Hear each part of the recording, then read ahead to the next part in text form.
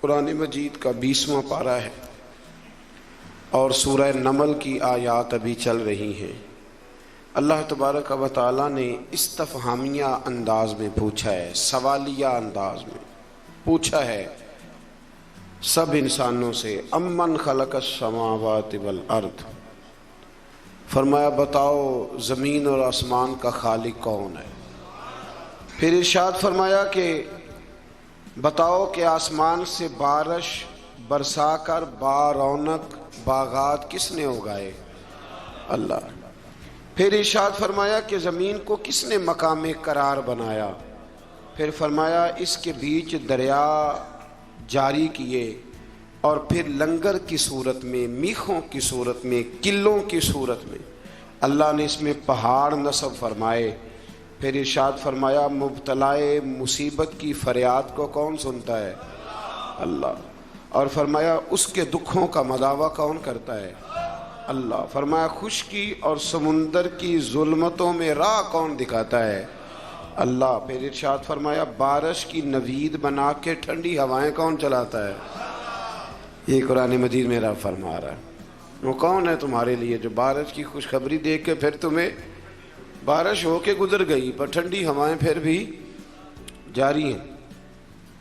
فرمایا ابتداء مخلوق کو کون پیدا کرتا ہے اور دوبارہ کون زندہ کرے گا؟ اللہ۔ فرمایا زمین و آسمان کی مخلوق کو روزی کون دیتا ہے؟ اللہ۔ اور پھر فرمایا یہ سارے سوالات اٹھانے کے بعد اللہ عز و جل نے انسان کی عقل سلیم سے سوال کیا کہ اللہ معبود برحق کے سوا یہ سب کام کرنے والا کوئی اور ہے؟ اور اس سوال کو قرآن نے بار بار دہرایا تاکہ عقل کے اندھے انسانوں کا ضمیر جاگ اٹھے اور وہ حق تبارک و تعالیٰ کی جلالت قدرت کو تسلیم کر لیں۔ اس مقام پر بھی قرآن فرماتا ہے کہ اے انسان زمین میں چل پھر کے دیکھ لو کہ باغی قومیں جو تھیں پھر میں نے ان کا کیا حال کیا اور وہ کس انجام سے دوچار ہوئی۔ یہ بھی فرمایا کہ آسمانوں زمینوں میں جو کچھ بھی چھپا ہوا ہے وہ تمہارے نزدیک چھپا ہوا ہے پر رب کے قریب لوح محفوظ پہ لکھا ہوا ہے، وہاں لکھا ہوا ہے سارا کچھ۔ انسان کو یہ سمجھنا چاہیے وہ یارو جو بندہ مشکل وقت میں ایک دفعہ قرضہ ادا کر دے وہ محسن بن جاتا ہے، ساری زندگی اس کا احسان نہیں اترتا، تو جو رب سارا کچھ عطا کرے اس کے احسان کی طرف توجہ ہی نہ جائے انسان کی، اسے سمجھنا چاہیے۔ آیت نمبر 80 میں اللہ تعالیٰ نے فرمایا کہ بے شک آپ مردوں کو نہیں سناتے اور نہ ہی بہروں کو اپنی پکار سناتے جب وہ پیٹ پھیر کر جا رہے ہیں۔ مزید فرمایا کہ آپ تو صرف ان لوگوں کو سناتے ہیں جو ہماری آیات پر ایمان لے۔ اس کا کیا مطلب ہوا کہ آپ ان کو نہیں سناتے؟ حالانکہ حضور تو سب کو سناتے تھے۔ فرمایا ان کو نہیں آپ سناتے، آپ صرف ان کو سناتے ہیں جو ہماری آیات پر۔ اس کا کیا مطلب ہوا؟ اس کا مطلب ہوا کہ کافر آپ کی بات سنتے ہیں تو پر سمجھنے کی کوشش نہیں کرتے۔ کچھ لوگ اخذ نہیں نہ کرنا چاہتے، اپنا آپ بدلنا نہیں چاہتے، تو ان کے سامنے آپ سارا کچھ بھی رکھ دیں جب وہ تبدیلی نہیں ہونا چاہتے۔ یہاں سے کچھ لوگ کہہ دیتے ہیں کہ جناب مردوں کا قبروں میں سننا ثابت نہیں، حالانکہ مردوں کا قبروں میں سننا تو حدیث پاک سے ثابت ہے، حدیث پاک سے صحیح بخاری میں موجود ہے۔ حضور نے فرمایا جب تم دفن کر کے واپس آتے ہو تو مردہ تو تمہارے قدموں کی آہٹ بھی سنتا ہے۔ تو اس سے مراد یہ نہیں کہ مردے نہیں سنتے، بلکہ مردے سنتے ہیں، اللہ تبارک و تعالیٰ کی دی ہوئی توفیق سے وہ سنتے ہیں۔ اسی طرح سے پھر آگے اللہ تعالیٰ نے قیامت کے قریب ہونے والے کچھ واقعات کا ذکر فرمایا۔ پھر آیت نمبر 87 میں سور پھونکے جانے اور اس کے نتیجے میں پیدا ہونے والی گھبراہٹ کا ذکر ہے، اور نیکوں کاروں کا قیامت کے دن گھبراہٹ سے محفوظ ہونے کا ذکر بھی اللہ نے اسی جگہ فرمایا۔ ایک سور پھونکی جائے گی، حضرت اسرافیل سور پھونکیں گے، وہ ایک ایسی آواز نکالیں گے جس سے سارے لوگ مر جائیں گے، پھر وہ دوبارہ وہی آواز نکالیں گے تو دوبارہ اللہ تعالیٰ سب کو زندگی عطا فرما دے گا۔ اس کو سور پھونکنا کہتے ہیں۔ اس سے پھر آگے سورہ قصص شروع ہوتی ہے۔ سورہ قصص میں اللہ تبارک و تعالیٰ نے توحید و رسالت، حیات بعد الموت جیسے عقائد اور اصول کو بیان فرمایا ہے۔ حضرت موسیٰ علیہ السلام کی ولادت سے لے کر تورات عطا فرمانے تک کا تفصیلی بیان پھر اللہ نے یہاں فرمایا. کتنی جگہ پہ آپ پڑھ رہے ہیں؟ غالباً ہر پارے میں ذکر ہے میری معلومات کے مطابق. تو اس کا مطلب ہے حضرت موسیٰ کلیم اللہ کو بڑے ہی پیارے ہیں، یہ پیغمبر رب کریم کو. لیکن جس جگہ بھی ہم یہ تذکرہ پڑھتے ہیں ایک علیحدہ انداز میں ہے، ایک نئے انداز میں، ایک نئے ذوق کے ساتھ.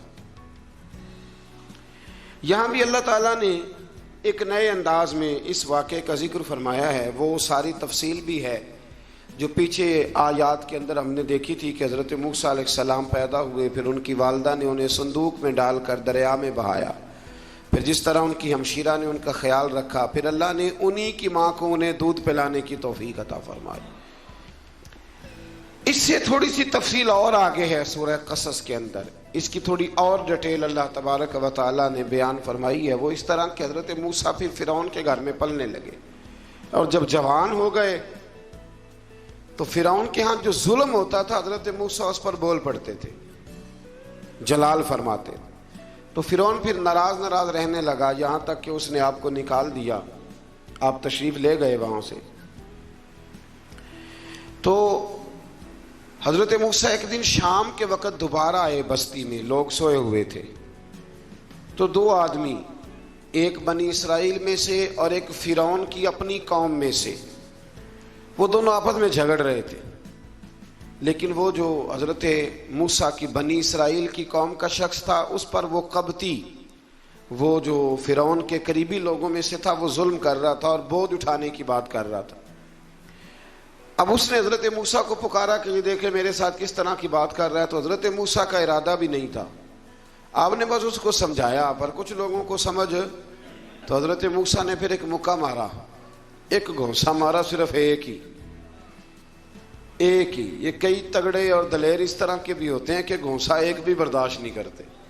وہ ایک مارا، آدمی دھڑام سے زمین پہ گرا اور ماری گیا. حضرت موسیٰ کا ارادہ نہیں تھا، لیکن وہ مر گیا. حضرت موسیٰ علیہ السلام نے اس بات پر اپنے رب سے استغفار بھی فرمائی. قرآن کہتا ہے کہ انہوں نے معافی چاہی کہ اللہ میرا ارادہ نہیں تھا. بہرحال اگلے دن نا حضرت موسیٰ دوبارہ آئے. وہ سنا کرتے تھے نا ہم کہ بیوقوف دوست سے عقل مند دشمن بہتر ہوتا ہے. وہ کم از کم دشمنی تو عقل مندی سے کرتا ہے نا، لیکن جو بیوقوف دوست ہو بیوقوفی. حضرت موسیٰ دوبارہ آئے تو وہ بنی اسرائیلی اگلے دن کسی اور سے جھگڑا کر رہا تھا. پھر اس نے مدد کے لیے پکارا تو حضرت موسیٰ کہنے لگے مجھے لگتا یہ ہے کہ تیری عادت ہے، تو خود بڑا جھگڑالو ہے، تو نے روز نیا جھگڑا شروع کیا ہوتا ہے. حضرت موسیٰ جب اس کی طرف بڑھے نہ ڈانٹنے کے لیے تو اس نے شور کرنا شروع کر دیا، کہنے لگتا ہے جس طرح آپ نے اسے کل قتل کیا تھا مجھے بھی قتل ہی کریں گے.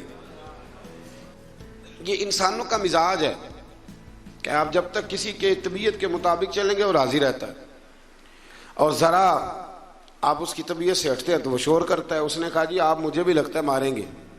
حضرت موسیٰ کلیم اللہ علیہ نبینا علیہ السلام کے بارے میں جب اس نے شور کیا تو بات پھر فرعون کے دربار تک گئی. وہ تو پہلے ہی بہانہ تلاش کر رہا تھا. اس نے کہا ڈھونڈو پکڑو اور معاذ اللہ شہید کریں گے.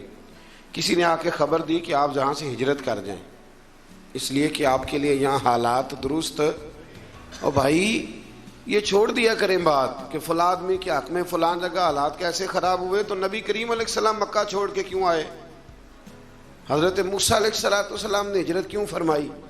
یہ ایک ایسی عجیب بحث ہے جس کو لوگ بلا وجہ چھوڑ دیتے، بلا وجہ چھیڑ دیتے ہیں. اور بالخصوص ایک خاتون نے ایک دفعہ مجھے پیغام دیا تو میں بڑی اس کی بات سن کے مجھے عجیب لگا. وہ کہنے لگی کہ دوسری جگہ میری شادی ہوئی ہے، مجھے طلاق ہو گئی تھی، تو مجھے ایک تانا روز سننے کو ملتا ہے تو اتنی اچھی ہوتی تو وہاں نہ رہ لیتی. تو بھئی یہ کوئی تانے والی بات ہے؟ کوئی ضروری ہے کہ بیوی غلط ہوتی ہے تو طلاق ہوتی ہے؟ اللہ کے محبوب علیہ السلام کی 2 صاحبزادیوں کو ابو لہب کے 2 بیٹوں نے طلاق بھیج دی تھی، کس کی غلطی تھی؟ تو آپ کیا کہہ سکتے ہیں یہاں کیوں طلاق؟ تو اتنی جلدی بات تھوڑی کر دیں گے آپ، تھوڑی احتیاط فرمائیں بولنے میں. تو حضرت موسیٰ علیہ السلام وہاں سے نکلے اور آپ مدین کی طرف چلے گئے. مدین وہ علاقہ تھا جہاں فرعون کی حکومت کوئی نہیں تھی. حضرت موسیٰ جیسے ہی وہاں پہنچے تو ان کے اندر ایک جذبہ تھا ظلم ہوتا نہیں دیکھ سکتے تھے۔ جب وہاں پہنچے تو انہوں نے دیکھا لوگ اپنے اپنے جانوروں کو گھاٹ پہ پانی پلا رہے ہیں، اور دو خواتین ہیں وہ بالکل پیچھے کھڑی ہیں۔ تو حضرت موسیٰ کلیم آگے بڑھ کے کہنے لگے تم کیوں نہیں پانی پلاتی؟ تو وہ کہنے لگی ہمارا بھائی کوئی نہیں، باپ ہمارا بوڑھا ہے۔ اللہ اکبر۔ مجبوری یہ ہے، ہم ہیں بھی پردہ دار گھرانے کی، مجبوری ہماری یہ ہے کہ جب تک یہ سارے لوگ پانی پلا نہیں لیں گے اتنی دیر تک ہماری باری نہیں آئے گی۔ تو حضرت موسیٰ کلیم اللہ علیہ السلام فرمانے لگے اچھا یہ بات ہے تو جانور مجھے دو۔ وہ ہو یہ رہا تھا کہ چونکہ مرد پانی پلا رہے تھے تو اور جتنے بھی مرد آتے جاتے تھے وہ گھستے جاتے تھے اور عورتیں بیچاری کھڑی تھیں۔ حضرت موسیٰ جھٹ سے آگے بڑھے، پیچھے ہٹو۔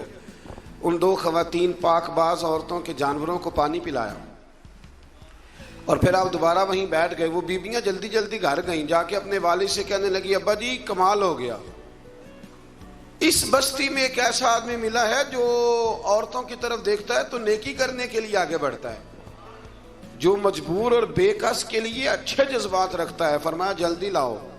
کچھ مفسرین اور طرف بھی گئے ہیں لیکن جمہور نے لکھا ہے کہ وہ حضرت شعیب علیہ السلام تھے۔ حضرت شعیب نے گھر بلایا، اپنی ایک بیٹی کو بھیجا، فرمایا بیٹے بلا کے لاؤ۔ وہ جب گھر آئے تو آپ فرمانے لگے آپ میرے ساتھ اجرت طے کر لیں، 8 سال یا 10 سال آپ میری بکریوں کو چرائیں، میرے گھر میں رہیں۔ اور پھر فوراً ہی فرمانے لگے اگر آپ ہمارے گھر میں رہیں گے، دیکھ بھال کریں گے تو میں اپنی ایک بیٹی کا نکاح بھی آپ کے ساتھ کر دوں۔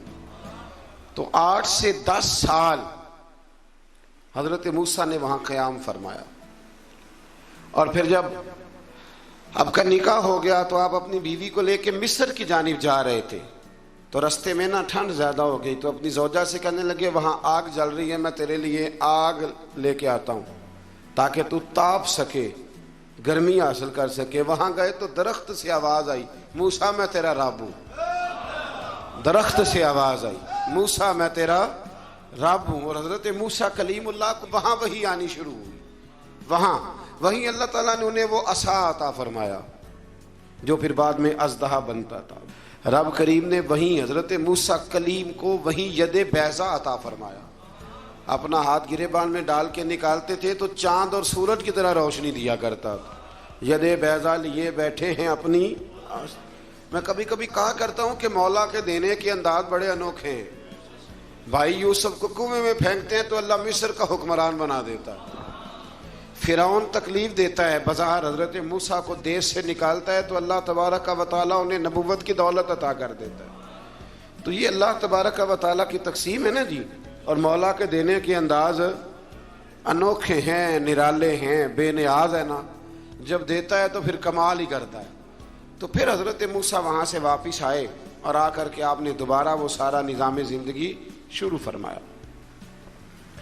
پھر اس سے آگے آیت نمبر 44 میں فرمایا اگر تمہیں اس کتاب میں شک ہو تو تم اس سے زیادہ ہدایت والی کتاب اللہ کے پاس سے لے آؤ، اور سرکار دو عالم صلی اللہ تعالی علیہ وسلم کو تسلی دی کہ یہ لوگ اس لیے آپ کی پیروی نہیں کرتے کیونکہ یہ اپنی خواہشات کی پیروی کرتے۔ غلامی ایک کی ہوتی ہے، اور جو 2 گھروں کا مہمان ہو بھوکا ہی رہتا ہے۔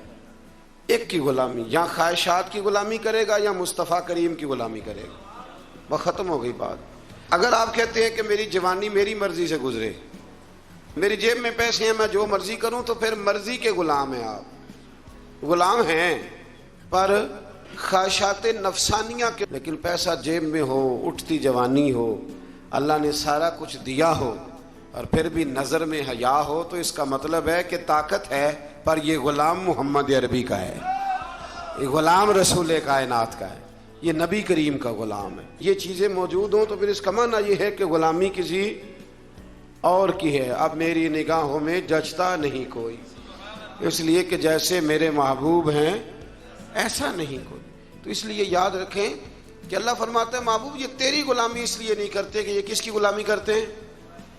میں اکثر یہ کہا کرتا ہوں کہ ہمیں وہ والی صورت پسند ہونی چاہیے جو نبی پاک کو پسند ہے، وہ والے کپڑے پسند ہونے چاہیے نا جو حضور کو پسند ہے، وہ والا طور طریقہ پسند ہونا چاہیے جو نبی پاک کو پسند ہے۔ تو یہاں سب کی اپنی اپنی پسند ہے، کسی کو بڑی مونچھیں پسند ہیں، کس کو بغیر مونچھوں داڑھی کے پسند ہے۔ یہ کیا ہے؟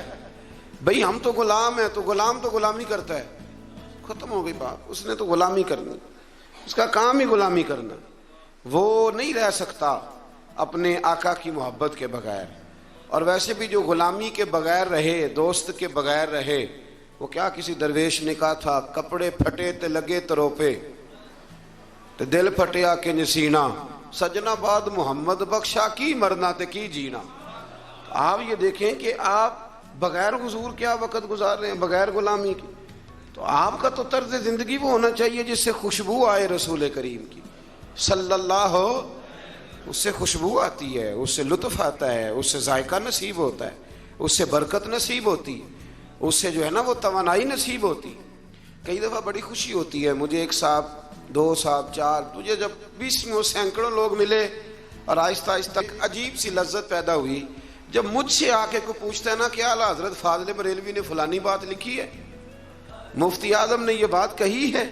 میرا دل بڑا راضی ہوتا ہے کہ اس کا مطلب ہے کہ ہمارے بزرگوں کا نام ہمارے ساتھ جڑا ہوا ہے. کوئی سوال کرتا ہے، کوئی کہتا ہے.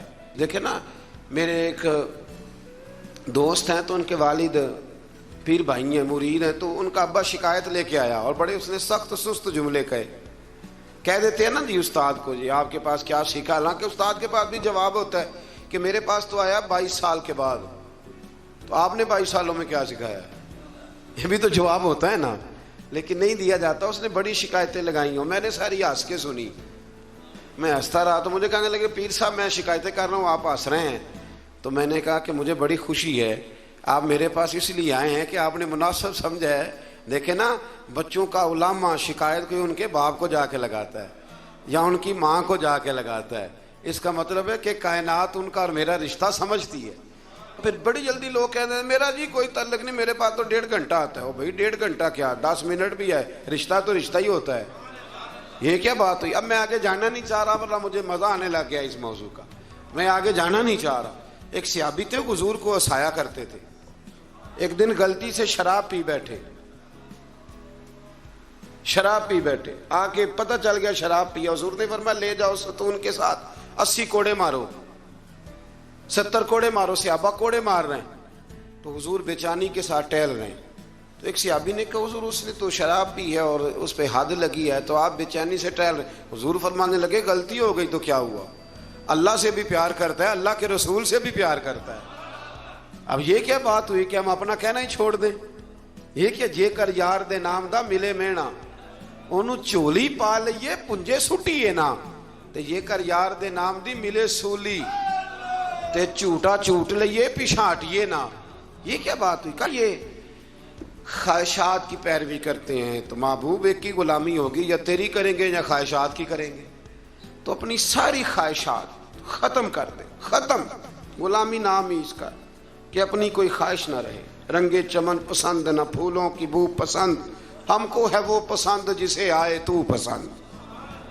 تو اس لیے نکل آئیں اس رستے. یہ بڑا سوکھا حل ہے زندگی مزے سے گزارنے، زندگی لطف کے ساتھ گزارنے کا بڑا آسان اور بڑا پیارا اور بڑا میٹھا حل. اللہ سمجھنے کی توفیق عطا فرمائے.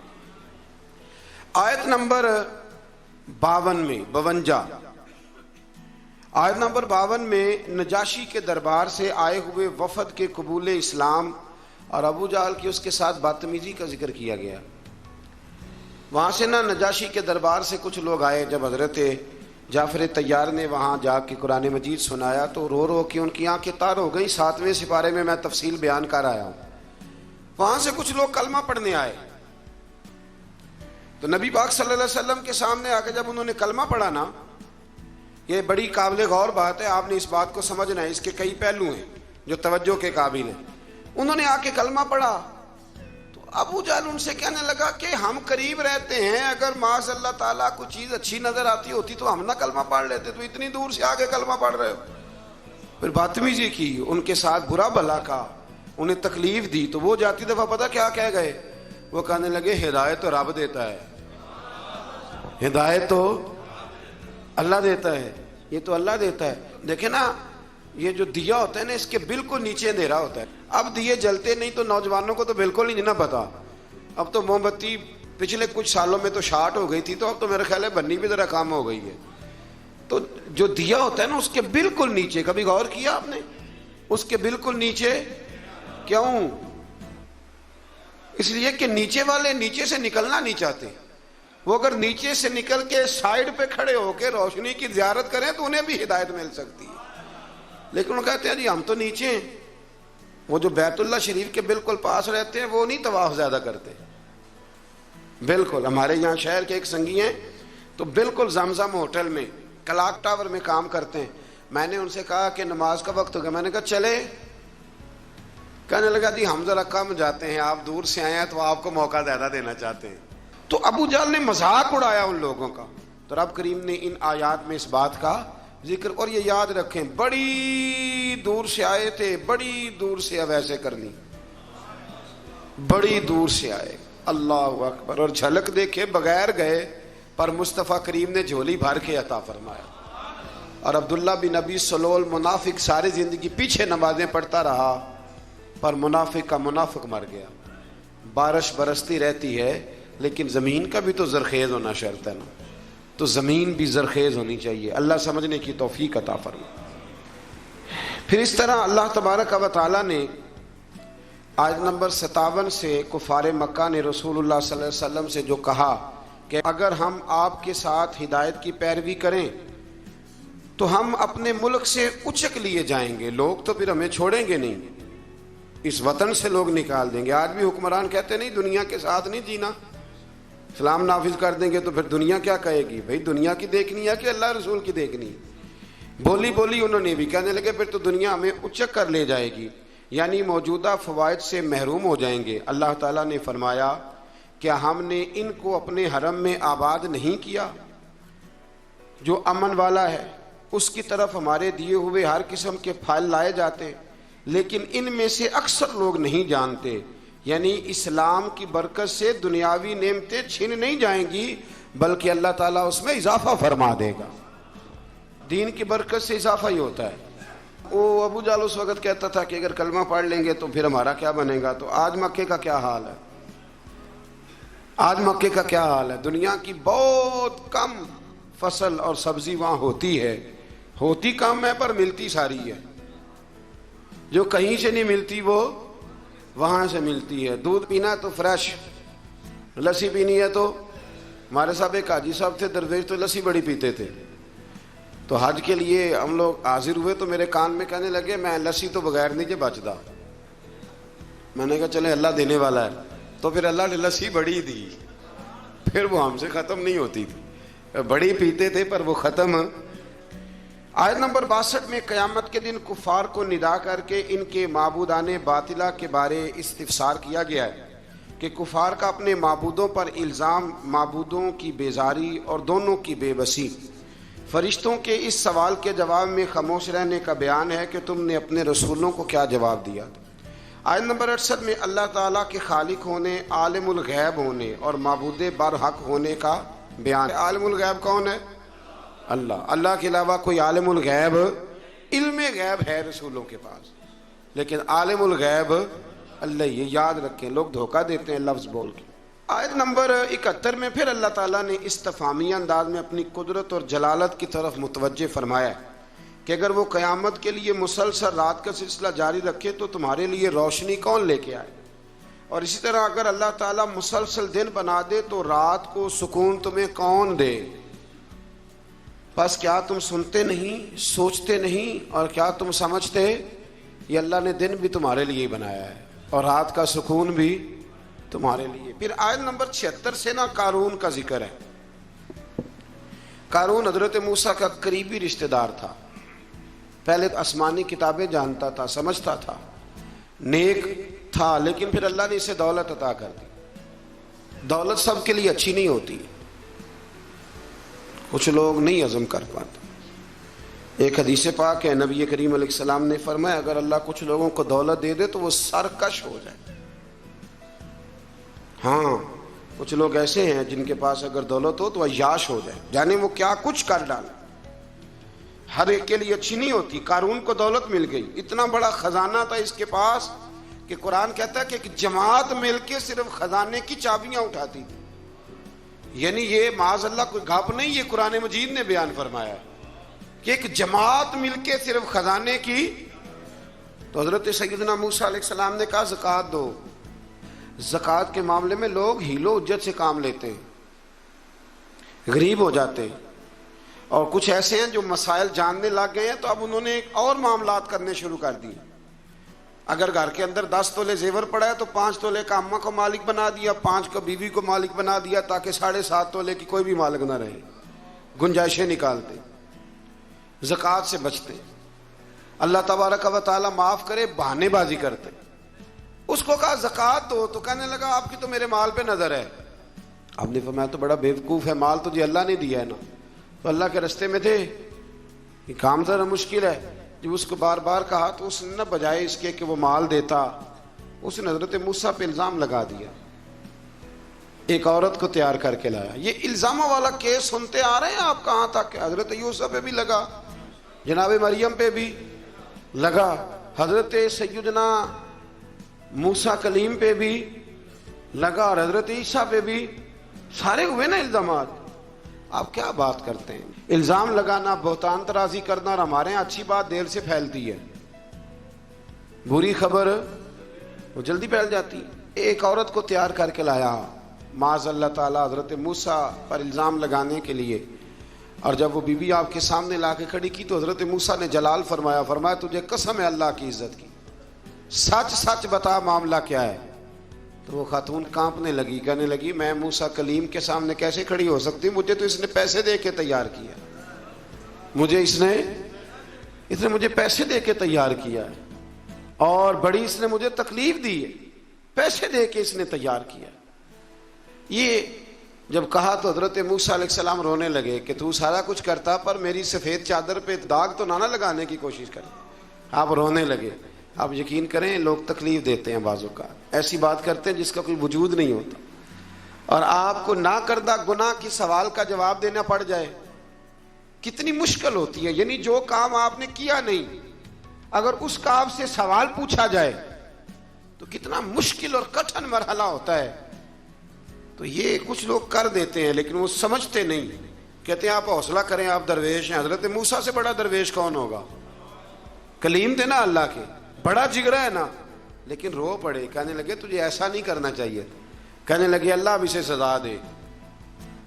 تو رب کریم نے اس کے سارے ساز و سامان سمیت اسے زمین میں دھنسا دیا. وہ زمین میں غرق ہو گیا اپنے خزانے سمیت. امام اعظم ابو حنیفہ رحمۃ اللہ تعالی علیہ, کچھ لوگ حسد کرنے لگے تو ایک عورت ایک دفعہ آ گئی, کہنے لگی کوئی مسئلہ پوچھنا ہے. یہ بڑا کٹھن سا معاملہ ہوتا ہے, جو آدمی جو کام کر رہا ہوتا ہے وہی روپ دھار لیتے. مسئلہ پوچھنے اندر آئی تو باہر سے شور ہو گیا, لوگ آ گئے, کوتوال کو بلا لیا, معاذ اللہ امام صاحب کے پاس بی بی ہے, جیل میں لے گئے, سویرے فیصلہ کریں گے. رات کو نا ساری رات امام اعظم نے نماز پڑھی, ساری رات, اور کہنے لگے اللہ اب تو میں بوڑھا ہو گیا, اس حال میں اب ان سوالوں کا جواب دوں گا. وہ عورت بھی ساتھ بند تھی, اس عمر میں ان سوالوں کے جواب, یار بڑا مشکل ہوتا ہے. اللہ اکبر. اس عمر میں امام صاحب رو رہے تھے تو اس عورت کا دل نرم ہو گیا. امام صاحب سے کہنے لگی مجھے غلطی ہو گئی, میں نے پیسے کسی سے پکڑ لیے تھے, حضور آپ تو اللہ کے نیک بندے. امام صاحب کہنے لگے اب ایک نیکی کر, کوتوال سے کہہ کہ مجھے کوئی تکلیف ہے تو میں دوا کھا کے واپس آ جاؤں گی. تو وہ کوتوال تو پہلے ملا ہوا تھا, اس نے اس کو کہا کہ مجھے کوئی تکلیف ہے میں گھر جاتی ہوں, دوا کھا کے واپس. امام صاحب نے سمجھا دیا, وہ گئی تو جو برقع اس نے پہنا ہوا تھا نا, نقاب ساری عورتیں, وہ جا کے نا اس نے امام صاحب کی بیوی کو دیا. امام صاحب نے اس کو سمجھا کے بھیجا تھا, وہ برقع گھر لے گئی اور جا کے زوجہ کو ساری بات سنائی. وہ دوائی کھانے گھر چلی گئی اور زوجہ برقع پہن کے تھانے آ گئی. سویرے قاضی کے سامنے پیش ہوئے تو کہنے لگا جی آپ اتنے بزرگ ہو کے, عالم ہو کے, بیوی کے ساتھ اکیلے. فرمایا میری بیوی ہے تو میں نے اکیلے ہی ہونا تھا اس کے ساتھ, اور کس نے ہونا تھا؟ جناب آپ کی بیوی. فرمایا بلاؤ میرے سسر کو, اور بلاؤ محلے کی 10-12 عورتوں کو بھی دیکھ لیں. انہوں نے دیکھا تو امام صاحب کی بیوی نکل آئی. وہ جتنے تھے نا الزام لگانے والے, وہ اب غور سے دیکھ رہے تھے. تو ایک کہنے لگا امام صاحب سے یہ کیا ہوا؟ فرمایا قرآن ہے, وَتُعِزُّ مَن تَشَاءُ وَتُذِلُّ مَن تَشَاءُ. یہ قرآن ہے, ہونا کیا تھا؟ رب نے اپنا وعدہ سچا کر کے دکھایا ہے. تو اس نے بھی الزام لگایا اور پھر سزا یہ ملی کہ وہ ہمیشہ کے لیے زمین میں دھنستا. دولت کون دیتا ہے؟ اللہ دیتا ہے نا. تو اگر اللہ کہے تھوڑی سی واپس بھی کرو, بندیاں دے خرچے بد جاندے نے, تھوڑی سی واپس مانگ لے تو ہاتھ تنگ ہو جاتا ہے. بھائی لیتے وقت تو تنگ نہیں ہوتا, کبھی کسی نے کہا نہیں چاہیے, ہاتھ بڑا کھلا ہے, کشادہ ہے, واپس کرنے کی بات آتی ہے تو تنگ دستی, یہ تو بڑی مجبوری ہے جی. مالاں والے سخی نہیں ہوندے تے سخیاں کول مال نہیں ہوندا, ایتھے اوتھے دوویں جہان نہیں, سخی کنگال نہیں ہوندا. پھر اللہ تبارک و تعالیٰ نے آیت نمبر 83 میں فرمایا کہ یہ آخرت کا گھر ہم نے ان کے لیے مقدر کرتے ہیں جو زمین میں نہ تو تکبر کرتے ہیں نہ فساد کرتے ہیں. اچھا انجام صرف پرہیزگاروں کے لیے ہوتا ہے. اگلی آیت کا مفہوم یہ ہے کہ ہر ایک اپنے اچھے یا برے اعمال کی جزا یا سزا پائے گا. اس کے آگے پھر سورہ عنکبوت شروع ہوتی ہے. اس صورت میں اللہ تبارک و تعالیٰ نے بہت سارے توحید کے دلائل بھی بیان فرمائے اور بھی کئی اہم چیزوں کی طرف توجہ اپنے بندوں کی دلائی ہے. آیت نمبر 8 میں اللہ تعالیٰ نے حکم فرمایا کہ اپنے ماں باپ کے ساتھ نیک سلوک کرو, لیکن یہاں مضمون ذرا الگ کر دیا. اللہ تعالیٰ مضمون ذرا الگ کر دیا. اپنے ماں باپ کے ساتھ نیک سلوک کرو اور ان کی اطاعت کی حدود بھی مقرر کر دی. فرمایا اگر وہ تمہیں شرک پر مائل کرنا چاہیں تو گناہ کے کاموں میں ماں باپ کی اطاعت واجب نہیں ہے. اماں کہے داڑھی منڈوا دو تو بات ماننی ناجائز ہے, ہاں. ابا کہہ دے نماز نہ پڑھو تو یہ بات ماننی جائز نہیں ہے, یہ غلط ہے.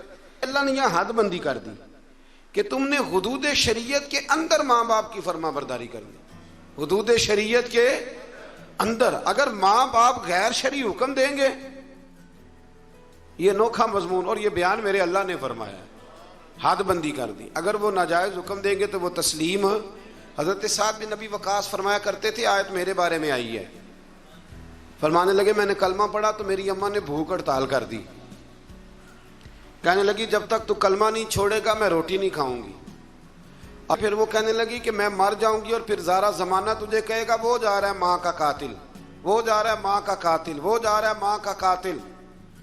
بار بار پھر لوگ تجھے یہی کہیں گے, تو میں نے اس دن روٹی کھانی ہے جس دن تو کلمہ چھوڑ دے گا. تو حضرت سعد بن نبی وقاص کہتے ہیں میں ایک دن اپنی اماں کے سامنے کھڑا ہو گیا, میں نے کہا اماں میں نے تیری ساری زندگی خدمت کی, کوئی نافرمانی تو نہیں کی؟ کہا نہیں. تو کہا اماں تو یہ بھی جانتی ہے کہ میں جو فیصلہ کرتا ہوں اٹل ہی کرتا ہوں؟ کہا ہاں. فرمایا اماں پھر سن لے, تیری ایک جان ہے نا, اگر 1000 بھی ہو اور ایک ایک کر کے سارے نکل جائے تو پھر بھی میں محمد عربی کا کلمہ کوئی نہیں چھوڑوں, کلمہ نہیں چھوٹتا. ماں چھوٹ جائے گی پر کلمہ وہ نہیں چھوٹتا, وہ بات ہو چکی ہے, وہ معاملہ طے ہو گیا. لہذا تو کھانا کھانا ہے تو کھا, نہیں کھانا تو نہ کھا. کہتے میں گھر سے باہر چلا گیا, یہ بات کر کے واپس آیا تو ہمیں روٹی کھا رہی تھی. محلے کی بیویاں کہنے لگی اب تجھے کیا ہوا؟ کہنے لگی میرا بچہ باتوں کا بڑا پکا ہے, مجھے پتہ ہے جو کہہ رہا ہے بالکل ٹھیک کہہ رہا ہے. یہ جو بچے کہتے ہیں نا میری اماں نہیں مانتی, مجھے ویسے ان بچوں پہ بھی شک ہے, بچے ناراض نہ ہو جائیں. ان کی اماں صرف ان باتوں پہ نہیں مانتی جن میں ان کا اپنا فائدہ ہوتا ہے. ایک سے میں نے کہا داڑھی شریف رکھ لو, کہنے لگا اماں کہتی ہے ابھی تیری عمر نہیں. میں کہ جا اماں کو لکھا کے لیا, داڑھی دی کیڑی عمر ہوں, کہ لکھ کے دے کس عمر میں رکھنی چاہیے, جا آ جائے تو پھر منانی نہیں چاہیے. اس پہ استقامت اختیار کریں, اللہ توفیق عطا فرمائے. پھر اللہ تبارک و تعالیٰ نے اس سے آگے بڑھ کے پھر اسی طریقے سے دوبارہ حضرت ابراہیم علیہ السلام کی قوم کا ذکر کیا ہے. پھر آیت نمبر 26 میں لوط, اسحاق اور یعقوب علیہ السلام کا ذکر ہے کہ کس طرح کر کے وہ لوگ غیر فطری طریقے سے اپنی خواہشات کو پوری کرتے تھے. اللہ تبارک و تعالیٰ نے ان آیات میں بتایا کہ بالآخر اللہ تعالیٰ نے نوح علیہ السلام اور ان کی قوم اور ان کے جو اپنے تھے ان کو اللہ نے بچا لیا تھا. اور سمجھائی بات یہ ہے کہ کفر کے دور میں بھی جو لوگ نیکیاں کریں گے اللہ ان پہ فضل ضرور فرمائے گا, اللہ ان پر کرم ضرور. ہمارے پاس ایک بات ہے, مجھ سے بھی ایک صاحب نے پوچھی تھی ایک دفعہ, میں گیا ہوا تھا باہر تو کہنے لگے کفر کا علاقہ ہے تو اس میں نیکی کرنا بڑا مشکل ہے. تو میں نے کہا جب ابو بکر صدیق نیکی کرتے تھے سارے مسلمان ہی تھے, جب حضرت عمر نیکی کرتے تھے سارے لوگ ٹھیک تھے. جس زمانے میں مولا علی شیر خدا سچ بول رہے تھے تو مکہ سارا سچ ہی بولتا تھا. یہ تو بہانہ ہے. جس دور میں حضرت عثمان غنی حیا والے تھے باقی سارے لوگ بھی حیا والے تھے. تو فرمایا ہم ان کو بچا لیتے ہیں جو شر کے دنوں میں بھی خیر کی اذانیں پڑھا کرتے ہیں, کو بچا لیا جاتا ہے. پھر آیت نمبر 40 سے قرآن نے بتایا کہ ان میں سے بعض سرکش قوموں پر ہم نے پتھر بھی برسائے اور بعض کو چنگاڑ نے پکڑ لیا, بعض کو زمین میں دھنسا دیا, بعض کو سمندر میں غرق کر دیا.